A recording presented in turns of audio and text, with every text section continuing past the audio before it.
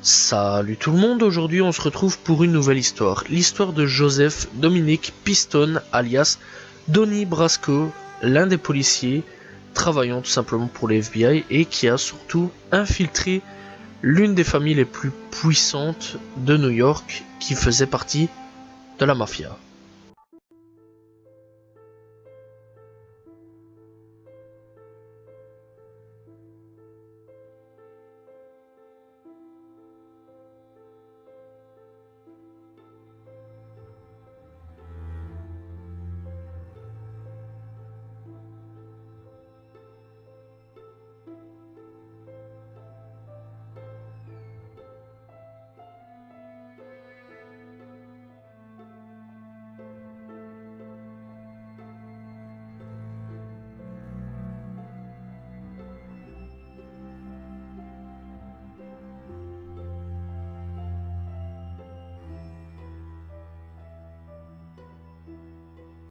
Joseph Dominic Piston, alias Donnie Brasco, né le 17 septembre 1939 à Erie, en Pennsylvanie, est un ancien agent du FBI qui a travaillé pendant près de 6 ans sous couverture de 1976 à 1981 afin d'infiltrer la famille Bonanno et à un degré moindre la famille Colombo, deux des 5 familles de la mafia de New York. Bref, c'était vraiment des grosses puissances à cette époque. Piston est un des pionniers des agents sous couverture en immersion durant une longue période. J. Edgar Hoover n'a jamais voulu que des agents du FBI travaillent sous couverture parce qu'il considérait que c'était un métier sale et que cela pouvait inciter des agents à changer de camp, mais les résultats du travail de Piston convainquirent le FBI que leur usage pouvait être un outil crucial pour la résolution d'enquêteurs par les forces de l'ordre, bien mieux que les indicateurs. Piston a été agent du FBI pendant 27 ans. Il est considéré comme une légende par la profession.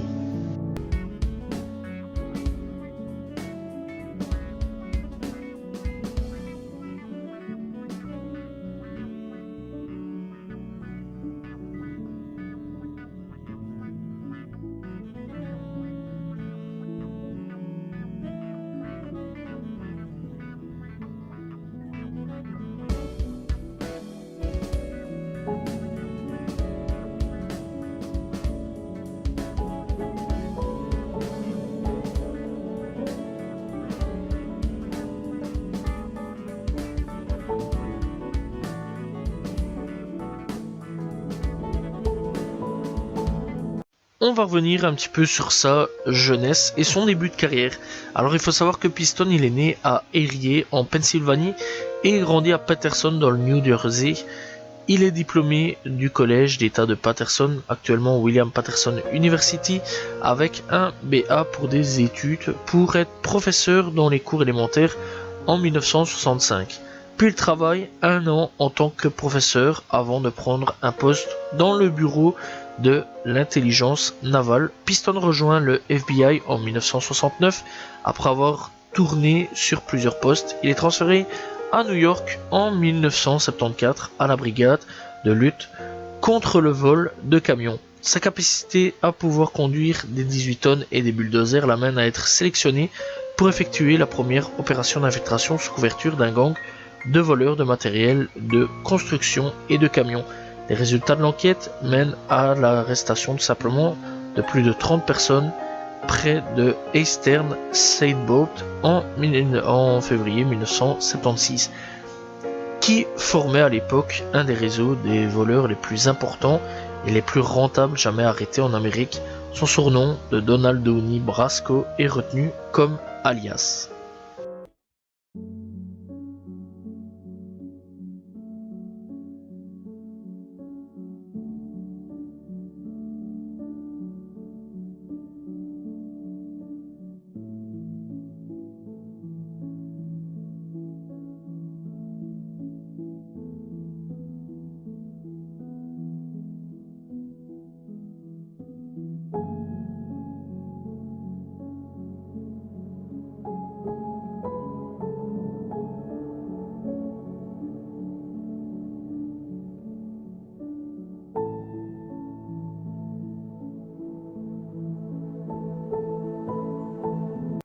Opération Donnie Brasco, 1976 à 1981. Piston est choisi pour être agent sous couverture parce qu'il a des origines siciliennes, parle couramment italien et a des acquaintances tout simplement avec la mafia. Ayant grandi dans le New Jersey, il dit aussi qu'il ne transpire pas lorsqu'il est sous pression et qu'il est au courant des codes et conduites du système mafieux. Le nom de l'opération est Sun Apple, Soleil Pomme, après le surnom des deux lieux où ont lieu les opérations, Miami, Sunny Miami et New York de Peak Apple. Après une préparation minutieuse incluant une formation en géménologie, il choisit l'alias de Donnie Brasco, sa couverture étant d'être un expert en bijoux volés. En 1976, Piston sort de son bureau et ne sait pas qu'il n'y retournera que 6 ans plus tard.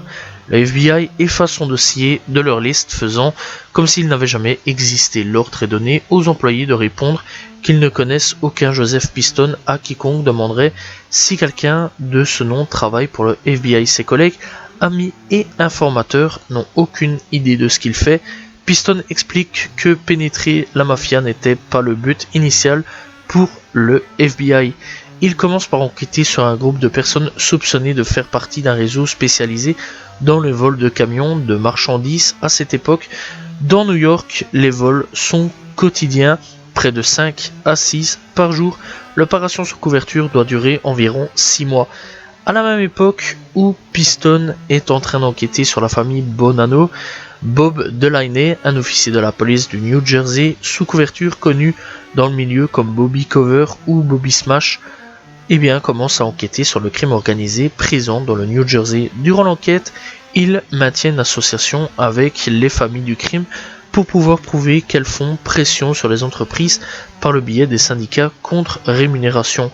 Tous les deux rencontrent les copains-régimes de la famille Colombo, Nicolas Forlano, bien qu'à cette période, aucun d'entre eux ne fut simplement que l'autre était des agents sous couverture. Piston devient un associé de l'équipe de Jelly Grecia de la famille Colombo. L'équipe de Grecia est impliquée dans le vol de camions et de marchandises volées du fait que très peu de gens connaissent la réelle identité de Piston. Les enquêteurs du FBI et de la police de New York, le NYPD, voient en Piston un nouvel associé de la mafia appelé Don Brasco. Plus tard, il intègre la famille Bonanno et devient un proche associé d'Anthony Mira, Dominic Sonny Black, Napolitano, et Piston est sous tutelle du soldat des Bonanno, Benjamin Lefty Guns Ruggiero. Sa relation avec ce dernier va permettre à Piston de rassembler de nombreuses preuves contre différents mafieux. Ruggiero parle à Piston comme un membre de la mafia, chose qu'il n'aurait pas fait avec un autre, et se faisant lui révéler tout simplement son fonctionnement. Ruggiero devient si proche de Piston qu'il lui dit qu'il pourrait mourir avec lui. Piston devient le gérant d'une affaire très rentable à Holiday, en Floride, quand il ouvre avec le King Coors Bottle Club en Floride. Piston travaille avec un autre agent du FBI sous couverture, Edgar Robb, alias Tony Rossi. Piston prévient ses supérieurs qu'il pourrait devenir un affranchi s'il assassine le caporégime Philippe Giacone. En décembre 1981, l'assassinat est annulé, mais Piston est de nouveau contacté pour assassiner le fils d'Alphonse Sonny Raitt, Andy Leccato, Anthony Bruno, Andy Leccato, et qu'il n'était pas venu à une réunion où Andy Leccato, Gianni Cohn et Dominique Trichera ont été tués. Enquête de Piston prend fin après 6 mois d'infiltration. Piston, quant à lui, voulait continuer, au moins jusqu'à devenir affranchi. Il pensait que Napolitano mentait lorsqu'il disait qu'il devait participer à un assassinat ordonné par la mafia pour prouver sa loyauté. Ce faisant, le FBI aurait pu humilier la mafia comme jamais il ne l'avait fait auparavant en réussissant l'exploit d'avoir infiltré un agent dans leur gang. Cependant, les supérieurs de Piston décident de stopper l'opération le 26 juillet 1981, pensant que cela devenait trop dangereux après le départ de Piston. Les agents du FBI, Duke Finks, Jim Kane et Jerry Lawler informent Napolitano et Ruggiero que leur associé habituel était un agent du FBI.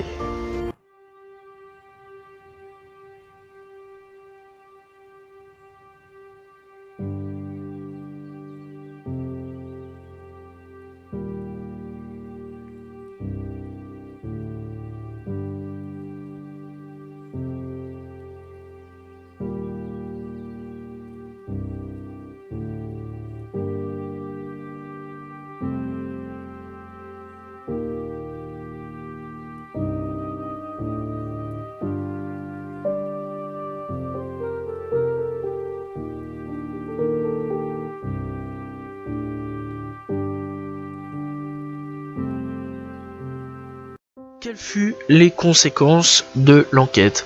Peu de temps après, Napolitano est assassiné pour avoir laissé un agent du FBI infiltrer la famille. Il est abattu et ses mains furent coupées. Anthony Mira, qui est à l'origine de l'entrée de Donnie Brasco dans la famille, est assassiné.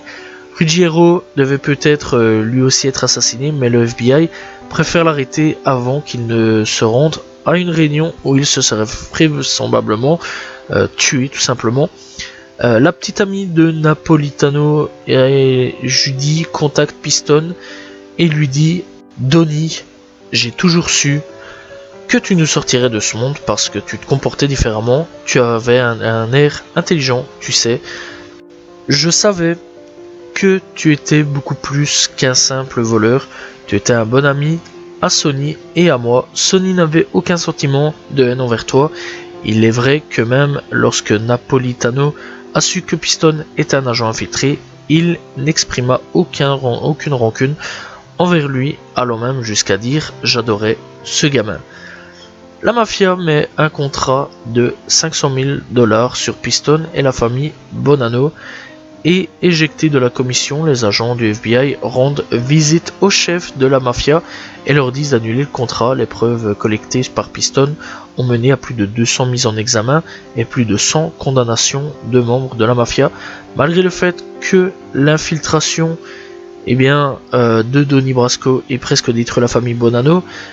A posteriori, cela peut être interprété comme une chance plus tard quand le procès de la commission mènera à l'incarcération des principaux chefs des 4 familles restantes. La famille Bonanno sera la seule à ne pas voir son staff de commandement décimé parce qu'elle aura été éjectée de la commission. Cela aura comme conséquence de renforcer sa position sur la scène du crime organisé new-yorkais et de devenir à un statut à peu près égal à celle de la famille Gambino.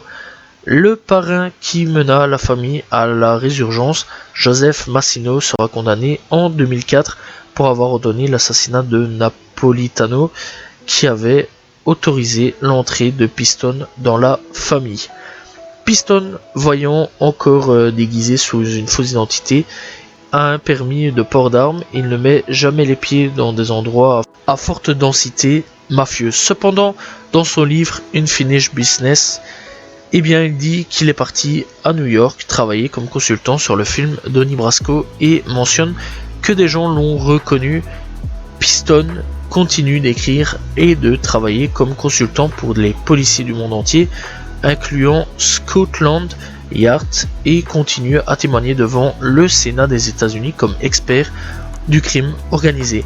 En septembre 2012, il est appelé à témoigner au Québec devant la commission Charbonneau, commission d'enquête sur l'octroi et la gestion des contrats publics dans l'industrie de la construction, créée le 9 novembre 2011. Cette commission a pour but d'enquêter sur des possibles raquettes au profit des groupes criminels liés à la mafia canadienne, elle-même liée à une ou plusieurs des familles new-yorkaises tout simplement, et a des ramifications dans le monde syndical. Elle continue ses auditions début 2014 et a ouvert un site officiel pour que le public puisse suivre ses travaux.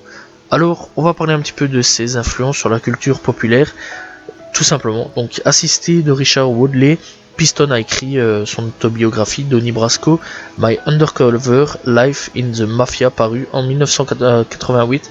Le livre a servi de base pour le film Donnie Brasco, sorti en 1997, avec Johnny Depp dans le rôle de Piston. Joseph Piston est le nom d'une chanson du rappeur C.O.R. sortie en 2020. Donc voilà, le mec est encore aujourd'hui clairement connu et reconnu et respecté dans le milieu. Voilà, c'est la fin de cette vidéo. J'espère que vous avez apprécié l'histoire tout simplement de Donnie Brasco, dit Joseph Dominic Piston, qui fut tout simplement l'un des policiers, membre du FBI surtout, à avoir fait tomber tout simplement l'une des plus grosses familles mafieuses de New York. J'espère que vous avez apprécié cette vidéo, n'hésitez pas à vous abonner, liker, commenter, partager, on se retrouve très prochainement pour une nouvelle histoire, demain pour une nouvelle vidéo. Salut tout le monde, au revoir.